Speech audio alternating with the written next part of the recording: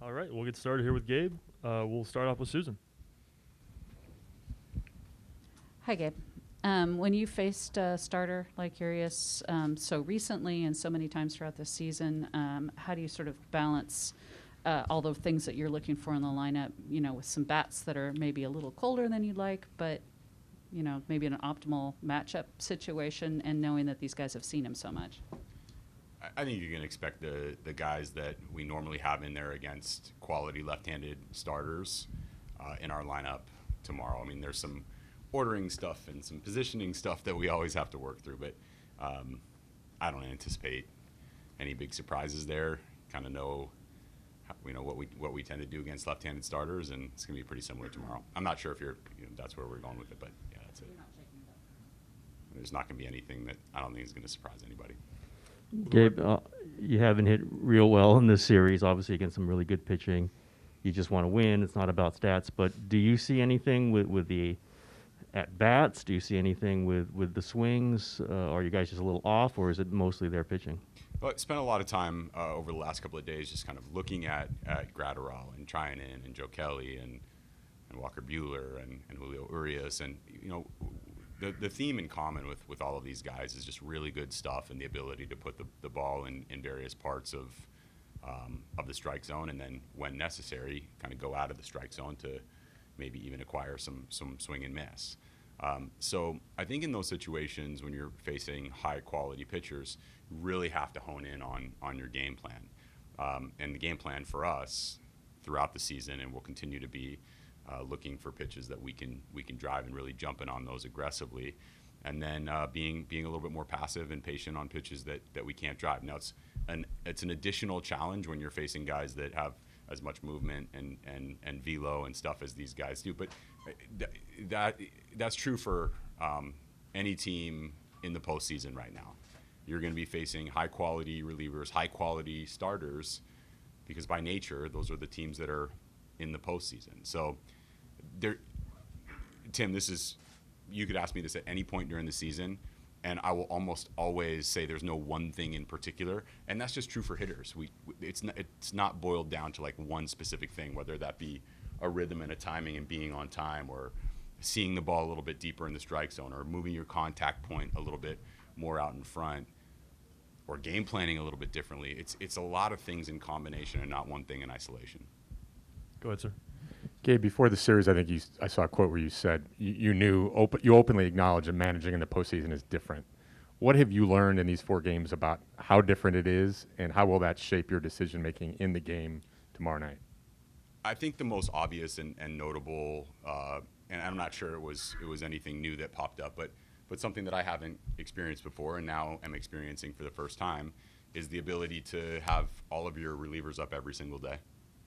It's a big difference from what we had in the regular season, where so much energy and time was spent on monitoring the pitchers' workloads, and were they going to be good on the 3rd day in a row, and was that a gamble that we were willing to take in the middle of the season? When you get to the postseason, you have these built-in days off, so you can ask your relievers to pitch on back-to-back days. They've been doing it all season long, and then you have that off day coming, so it just gives you a little bit more flexibility. That's one thing that stands out to me. Go to the left side here. Hey, Gabe. A couple of your players have described Webb as kind of a goofball. Does he still kind of maintain that same loose demeanor on his start days, or is he a little bit more different? You do see a tiny bit more intensity and perhaps a little bit more seriousness on his start day, but you can still talk to him. So I've been around some pretty good, high-quality, Hall of Fame caliber pitchers who, on their start days, it's just really difficult to have a conversation with them. And there are some pitchers who everybody in the clubhouse knows you just stay away from on the days that they start. That's not Logan Webb. It's actually none of our starters. You can have conversations with Logan Webb in-game, and I think he can receive the information and process the information. You can have conversations with Logan Webb on the mound. I think he can process and apply information. And I also think he is who he is on days that he starts. Maybe with a slightly more serious vibe, but for the most part, man, he's just like yeah, he's that great personality even on the days that he starts. We'll stay on the left side here in the third row. Gabe, considering you have so many relievers available and you have Gosman potentially available, Wood potentially available, how do you manage a game with an off day before, off day after, aggressively, while also knowing, like, maybe giving those guys some room to work? I don't think there's no like script on how to manage in those situations, in my opinion. My opinion is that just like we did during the regular season, we're going to watch our starting pitcher and listen to the cues that he gives us. In this case, it's Logan Webb. Have conversations with Buster because he's got such a great perspective. We'll be watching from the dugout and check on if he's able to stay in his delivery. Is his stuff still moving the way it normally does? Is the velo still there? So kind of the characteristics that would make you think he's got something left in the tank. And then the game is going to kind of dictate who comes in next and, you know, what matchups we're looking for. But the one thing that I can share is that we do feel like we have plenty of options. So this is sort of going back to the earlier question. It's just nice to know that in a Game 5 scenario, everybody's going to be available, everybody's going to be strong, everybody's going to be wanting the baseball. We'll go back to Susan. Gabe, how is Tommy LaStella doing today? Do you anticipate him being available off the bench? I haven't seen Tommy yet today. I anticipate him being available as usual. I think what's happened with Tommy is that as the game has gone on, it's kind of felt like more wear and tear on his Achilles. So that's why we've been, you know, cognizant of getting him out of games, because he might not be moving left and right as efficiently as he would be in the early stages of the game. So in this particular case, when he's going to be a pinch hitter off the bench, Donovan Solano will start at second base. And I think that we're not going to have any problems with his ability to potentially replace Donovan at some point, take a big swing off the bench, maybe hit for the pitcher, be all of Tommy LaStella. And how are Belt and Watson doing? I saw Belt was doing a little bit of throwing the other day, and I think Watson threw a bullpen. Yeah, so he's just actually out on the field with Belt. He was running some sprints. I don't have really anything new to report on Tony or on Brandon. They're both progressing nicely. I don't anticipate like making any sort of announcements on either one of them right now. Go back to the right side. Kind of following up with the earlier question, beyond the strategic and having those relievers available, how is the postseason different for you as a manager, just for the vibe, you know, just the intensity? When you're sitting in that seat in these situations, how does it differ from regular season? Because obviously you'd envisioned it, I'm sure, but you hadn't experienced it until now. So I know you're kind of looking for ways it's different, and I totally understand why. We played a lot of games down this stretch of the end of the season that were really meaningful games, where it seemed like every day something was on the line. The questions prior to the game, in conversations with our writers and others, were often about the importance of that day's game, the vibe, the electricity in the ballpark, the energy. Like, those are the things that came up. So these are actually quite familiar questions, and all this feels, you know, quite familiar. In my brain, just like during the regular season, I'm paying attention to how the players are responding to these environments, and then trying to help with some support in any way that we can as a coaching staff. That also is happening in the postseason. And maybe what you're doing is you're saying, hey, this is a little bit of a different environment. Perhaps there's a few more fans. Perhaps there's a higher level of energy and excitement in the ballpark. You know, are you feeling anything different? Is there anything that we can do to help support you in a different way? So we'll kind of have those conversations, ask those questions, and pay that level of attention. Go to John over on the left. Yeah, Gabe, Logan's frame of mind before all these big games, is it the same as it was early in the season? And is it like a pitcher who's been around like 10 years more than he's been? He's so young, but he's getting it done in all these big games. I think the frame of mind is different, mainly because he's got such high level of confidence right now. I think it stems from having, you know, outing after outing of success, and there's been a few, you know, bumps along the way, but for the most part, it's every time he goes out to the mound, he feels like he's going to give San Francisco Giants a chance to win that game. So I think the mindset now is, I've done this now for a really long period of time. I don't know that a clinching game for the National League West isn't a perfect test for what's happened so far in the postseason. And he's sort of not battle tested specifically in this type of situation. So I can't say he's pitched a game 5 in a division series. He's pretty battle tested in other ways. And experience comes in all different shapes and sizes. I think he can lean on some of that experience that he's had at this point and definitely trust himself because of the success that he's had to date. Mm-hmm. And as someone who appreciates history, have you considered your place, your team's place, Logan Webb's place in history, and all the storylines that are going around this series, including tomorrow, storylines that won't soon be forgotten? Yeah. So what I do is I listen pretty carefully to what the players are saying in their post-game conversations, and I think our players understand the magnitude of the Game 5 in a DS at home against the Dodgers, first time playing the Dodgers in a postseason series, all of the dramatics that have happened in Game 5s along the way, and some of the cool things that have happened for the Giants players and Giants fans. And I think our players are well aware of that, and so when I hear them talk about it, it fires me up a little bit. It gives me their understanding and knowledge of the history is it's encouraging. We'll go to the back row. Go ahead, miss. Part of that history includes a lot of recent success in game elimination game situations. Have the guys who've been here for those over the last decade or so, Posey, Crawford, Belt, been talking a lot to the younger guys about what that's like and how to maintain composure? So some of the messages that are being sent are direct and in conversations with players in the clubhouse. They're in conversations with players in the dugout, and kind of visibly see those happening. Some of them are a little bit more subtle, and they come in the form of the conversations that the players are having with the media and the things that they're saying in the media. Because look, Buster, Brandon, both Brandons, all of our veteran players that have kind of been there and experienced this, they know that their words carry a lot of weight. So, and they know that their teammates are listening, but also reading their words. And so, the things that they are saying, I think, are meant to share with our fans and meant to share with all of you. But I also think they're meant to share with their teammates and the coaching staff. We'll go to Bob right in front of her. Hey, Gabe, these two teams know each other so well, having played 23 times. Is there any such thing as a home field advantage in an elimination game besides having the last at bat? Well, the last at bat is one that we talk about a lot, and I think that's an important one.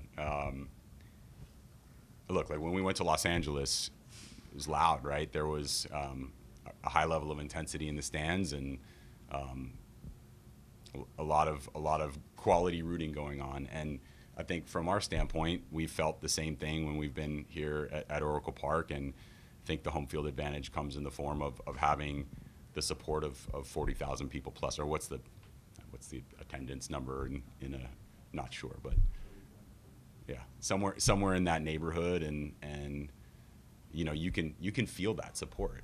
It's meaningful. It changes the energy, and it boosts confidence, and gives you adrenaline. And we've all been talking all year about how some of that adrenaline can be used and channeled to good performance. So I think I think it means something. Go to Scott next.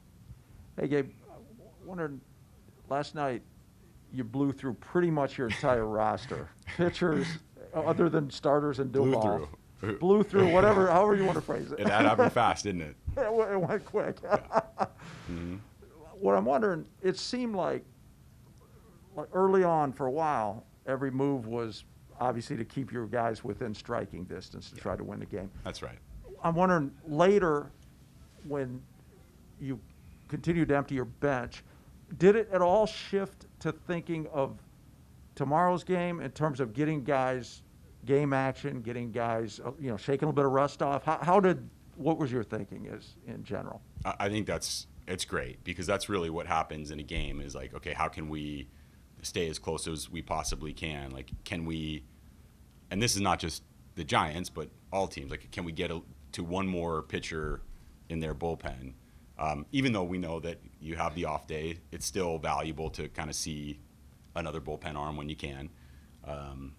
potentially something stressful happens and you're able to score a couple of more runs and just put some additional pressure on the opposing team. The one thing I'll say is once you get past the point of, you're right within striking distance. Let's say, a team goes up 5 or 6 runs in the 8th and they've got a couple of nasty relievers left. The cool thing with us is we still have good players that we can, get in the mix, as you mentioned, get them a little bit of work, and potentially scratch and claw also to help us get back into the game or keep the game close. Like Zach Littell, by way of example, he hasn't been used this season in the same way that Camilo Doval has of late, or Tyler Rogers has of late. He's stretched for us at times, and he's also pitched some big moments for us. But you can tell, like in that game, we were down, and it was going to be tough for us to claw back into that game. But we needed somebody to give us a couple of innings of work, and not only did he give us a couple of innings of work, but he made it very attractive to look for a spot for him in Game 5. The right spot, because when you're going through the caliber of hitters that Zach was going through, with the stuff that he was bringing to the table, it's compelling. And he's performed in those kind of moments quite a bit for us this season, and we all remember the Milwaukee series, how pivotal he was. But to the question, Scott, I think it's a combination of getting people work, getting through the game while still keeping people fresh and ready for the Game 5 situation, and continuing to scratch and claw to try to win the game and make something good happen. It's just kind of putting all those things together. We'll go to the back row on the left side. Hey, Gabe. Dave Roberts said he thinks it's going to be pretty unlikely that Scherzer gets in the game tomorrow. Do you believe that? And is he still part of the prep work that you guys go through in the next 24 hours? For me, it usually doesn't matter whether I believe something like that or not. So by way of example, when we go back and we look at who has pinch hit for who, not with the Dodgers, the Giants, but who has pinch hit for who over the course of the season, and we find out that player A has never pinch hit for player B, that doesn't mean that we don't expect that player A won't pinch hit for player B. We have to always plan for, every possible scenario. Would another team burn a position player early in the game, use 2 pinch hitters at once? Maybe they will, maybe they won't, but we have to be prepared for those. So that's not to speak to this situation specifically, but what I'll say is we're not going to be surprised by anything. Dodgers aren't going to be surprised by anything. It's where we are. Go to Barry next.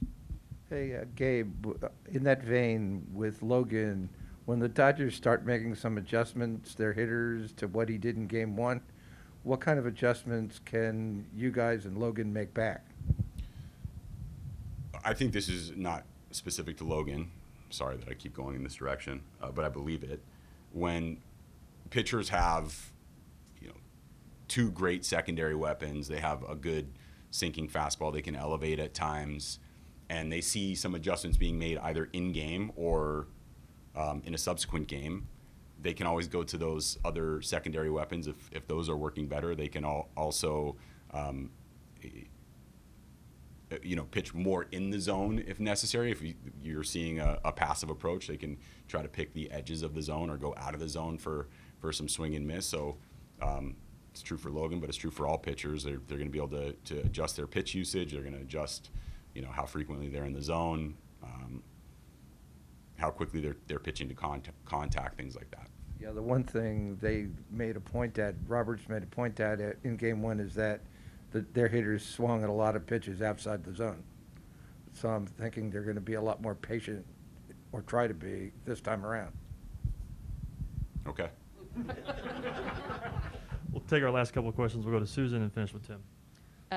Gabe, your lineup against left-handed starters includes some guys who have not started really swinging the bat all that well in this series. Are there strategy things that you can do, manufacturing runs, things like that you'd be considering at this point, or is it a matter of kind of just sticking with the process that you guys have followed throughout the season? So, obviously I can picture all of our right-handed hitters in my mind, and I feel like some of the ones who have struggled more recently have actually started to come around a little bit. And there have been guys who have been pretty consistently good over the course of the season. One guy that comes to mind right now is Darren Ruff. He hasn't, just hasn't had the big hit in this series. And, it's been a little bit since he's been at his best. But what I'll say is the at-bat quality has consistently been good. And he's just been facing some nasty stuff. So guy like Darren Ruff, Wilmer Flores, Donovan Solano, Evan Longoria, Chris Bryant, like all of these guys are historically really good hitters against left-handed pitching.